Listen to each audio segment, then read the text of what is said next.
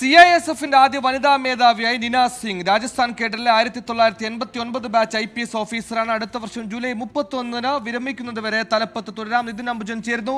നിതിൻ, അനീഷ് ദയാൽ സിംഗ് സ്ഥാനം ഒഴിയുന്ന പശ്ചാത്തലത്തിലാണോ പുതിയ നിയമനം, ചരിത്ര നിയമനം?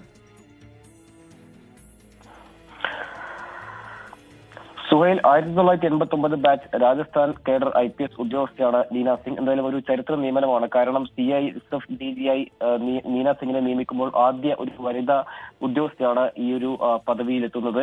2021 നീന സിംഗ് CISFിൽ എത്തുന്നത്. 2021 നീന സിംഗിന് അടുത്ത വർഷം ജൂലൈ വരെ ഈ ഒരു പദവിയിൽ തുടരാം. അത് വിരമിക്കൽ കാലാവധി ജൂലൈ 31 വരെയാണ്.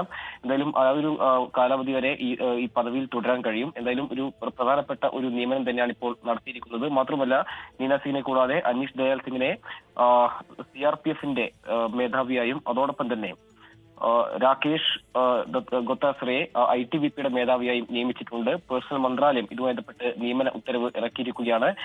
നേരത്തെ നമുക്കറിയാം, സുബോധ് കുമാർ ജയ്സ്വാളിനായിരുന്നു നേരത്തെ CISFന്റെ ചുമതല. പിന്നീട് അദ്ദേഹം CBIയുടെ ഡയറക്ടറായി നിയമിച്ചിരുന്നു. ഈ ഒരു ഘട്ടത്തിലാണ് ഇപ്പോൾ നീന സിംഗിനെ CISFന്റെ മേധാവിയായി പേഴ്സണൽ മന്ത്രാലയം നിയമിച്ചിരിക്കുന്നത്.